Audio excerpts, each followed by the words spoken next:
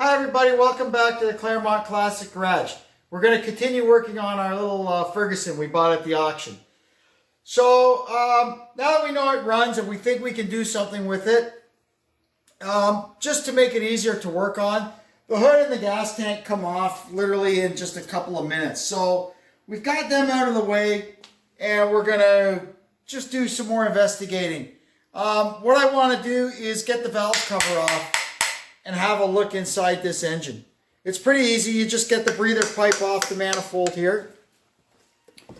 Get that off, and then two nuts and the valve cover comes off. Well, let's see what's in here.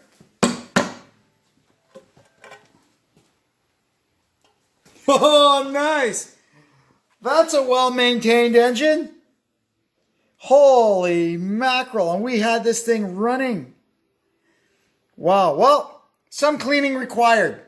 No problem, we can fix. We got a lot of the big chunks off with the shop vac, and now to make sure we get the rest of it, we're just going to take the rocker shaft off. That's the easiest way. That's better. Now we've got a little more access to get this cleaned up. We got most of the crap vacuumed up inside of there. Now I've gone ahead and closed it up because I do want to, I got to get it running again. And I want to run some motor flush through it before I dump the oil. Get it all cleaned out. And then we can take the engine apart and clean it all. But I want to get the inside of it cleaned first. I want to drain the cooling system now because, well, what's in it doesn't really look too nice.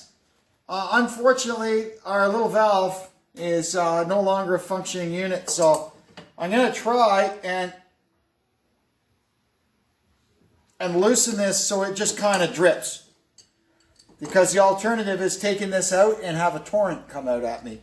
A torrent of I don't know what. So let's see if we can make like a controlled leak. Now we're going to get rid of this disgusting whatever it is that's inside this fuel tank. Look at that. Might have to put a couple of filters on this one. It don't smell too good. This thing been sitting a long time.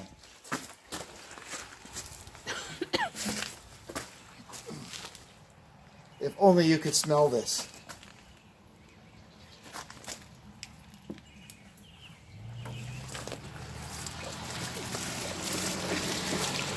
That's supposed to be gasoline. I guess at one time it was. Alright, now we're going to see if we can get the fuel valve out of here. And see if it's savable. Hopefully it is. Okay, let's see if we can get this undone. It's a little bit, there we go. Yeah, see, that's busted. This is supposed to have like a little yoke on it that fits around there. But we might be able to fix that. There we go. That's the gland nut for the packing. Maybe now I've loosened that off. This thing will be a little easier to turn. Nope.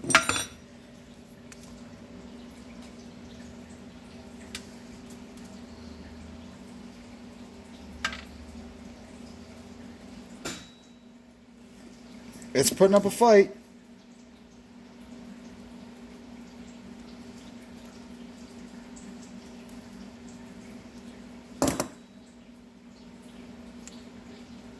There we go. Oh gosh.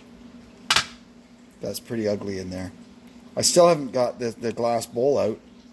Let me get some rags so I can get a better hold. Let's see if we can give it a smack with this here rubber mallet. There we go. Oh, what a mess. Well, over to the cleaning tank.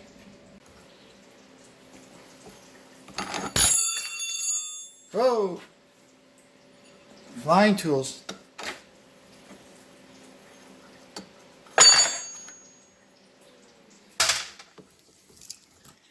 There we go. So we'll let this dry and then we're going to have to start probing and cleaning and wicking out holes so we can see if this thing is even going to be usable. I spent a little time and got our fuel tank power washed out pretty well. I can shake it up and down, and I don't really hear little bits of crap rattling around inside it anymore. So we'll let this thing dry out, and then we'll go at it with the shop vac and the air blower. Now I'm working on the fuel bulb. On these old tractors, if you pull your fuel bulb out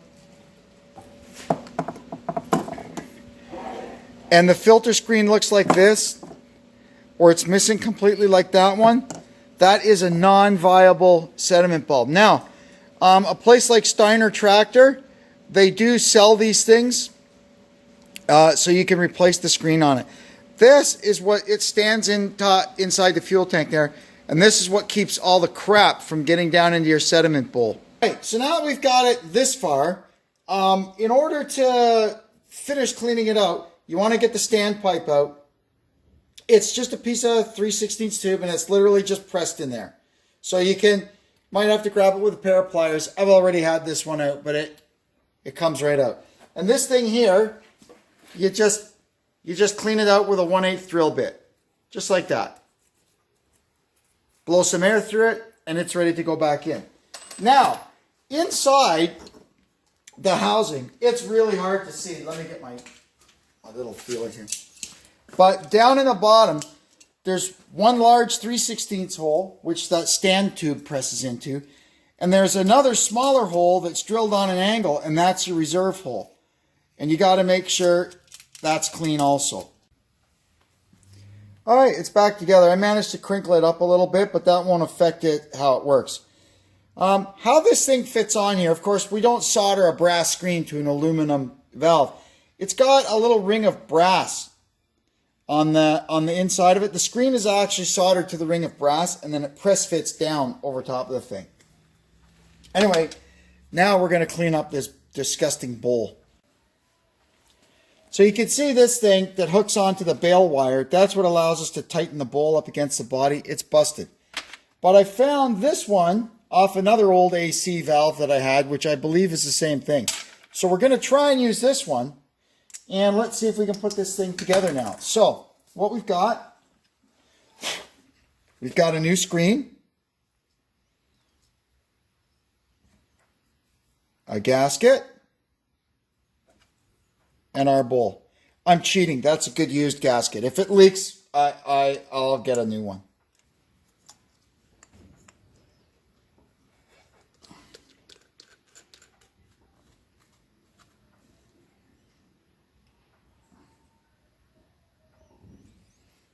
There you go. Now, in a perfect world, we would put the stem in first, and then the packing, and then the gland nut. Unfortunately, the packing is pretty much fused in there, so we're just going to have to screw the stem through it the same way it came out, and then put the gland nut in after. All right, that's into the closed position. Now we can put in the gland nut.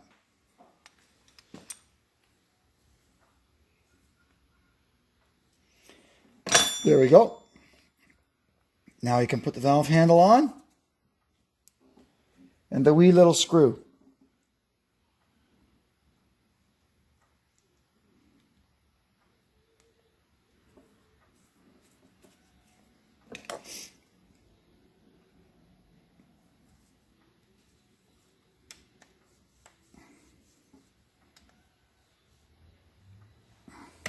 Test the operation. Whoa, I really tightened that.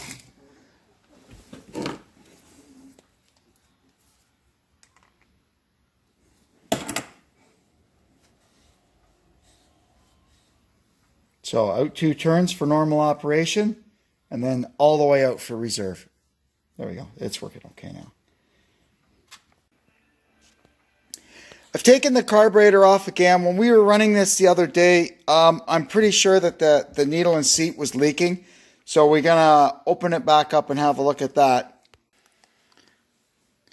I also want to see what this is. It's some kind of valve with a piece of copper line on it that goes around, and it's the other end of it, I'll show you, goes into the oil filler.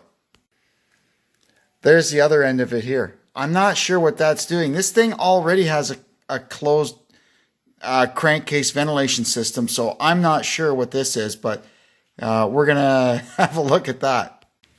I mean, you can see here on this end, it's loose, it's flopping around. That's a vacuum leak. So I think we're just gonna get rid of that.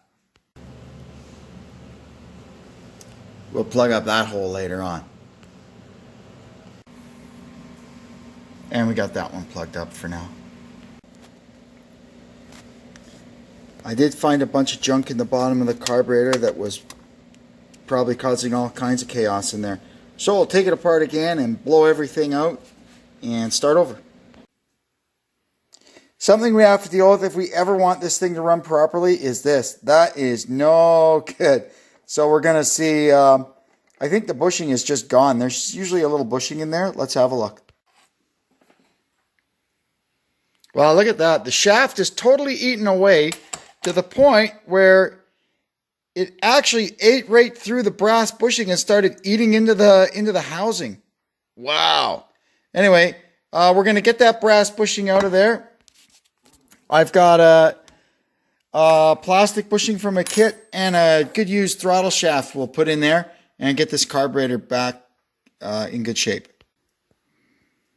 Now I can push in our new one. And I can't have it protruding into the throttle bore, so we'll just tap it down until it's just flush on the inside. There's a little bit sticking out, so I sliced that off. And now we can see our throttle shaft goes in there and all the play is gone. The throttle shaft is back in. We've got our bell cranks transferred over from the old shaft. They were loose as heck on the old shaft, so this is good now. We've really tightened this carburetor up a lot. Now I have to put the blade back in, and I'll show you how to set that up. Alright, so I managed to fool myself. When I had first taken it out, I used these two little marks on here as my reference as to which side was up. Unfortunately, there's two little marks on both sides. My bad. Anyway, I've got the bevel. See, it kind of sits in there like that, so you need the bevel going that way. And I had it upside down, which is just no good. So now, we should be much better. Let me just get that in there.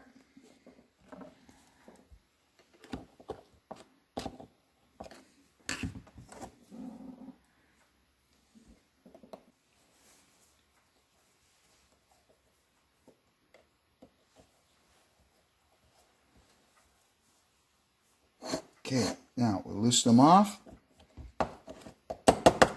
and make sure it's shut. Now, let me check for light. Oh yeah, that's way better. Okay, now we can go ahead and tighten the screws.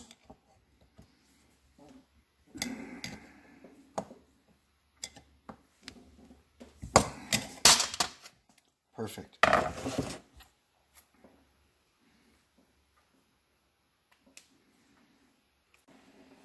Now we can wind in our idle speed screw, and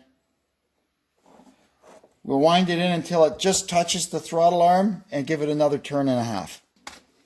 Now we can put the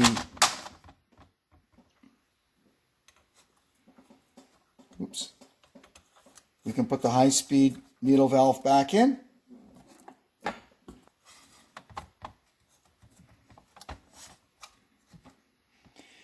Okay, so without looking at the book, I remember on the Big Blue Fortune, they wanted this out 2 1/4 turns. So I'm just going to give this 2 turns. 1, 2. Now we'll give it the 1/4 2. And that's a good starting place. All right. We can put the Venturi in now. There we go. And our little homemade gasket.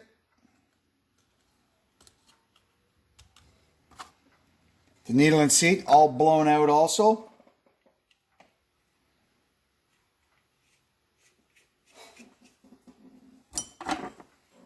This should work a lot better now.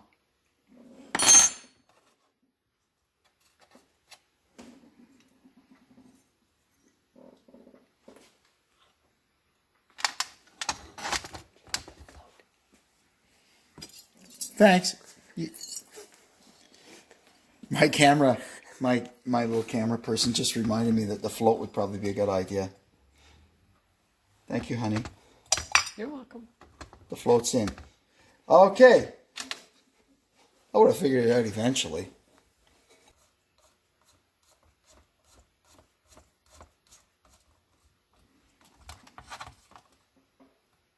All right, now as usual, the little spring for the choke has become discombobulated. I don't know what it is about this thing. It does not like to stay in its little hole there, but all right, let's make sure that works.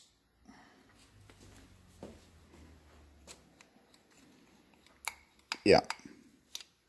Good. Okay, ready to go put it back on the engine.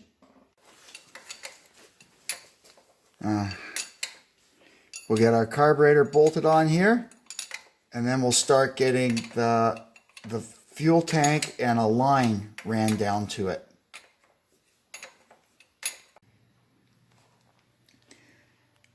I've gone ahead and bolted the fuel tank back to the tractor.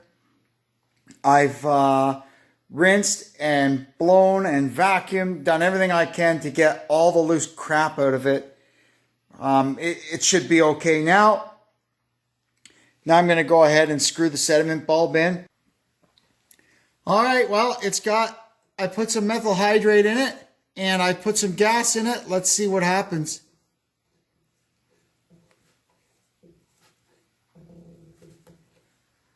There we go. Well, there's gasoline coming out of it.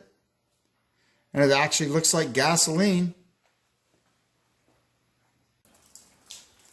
All right, let's see if this thing will start, if we made any better. The carburetor was really bad.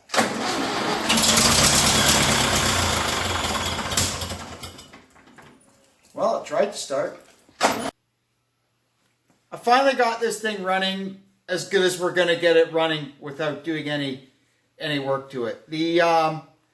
I've had a vacuum gauge on it, and it's got low vacuum and it bounces all over the place. Partly because I think it needs a valve job, and partly because the manifold gasket is blown or burned out or something. And it's got no oil pressure, and it pumps oil at the exhaust like there's no tomorrow. But it runs and it drives around and it's got lots of power. So we'll have a little demonstration now.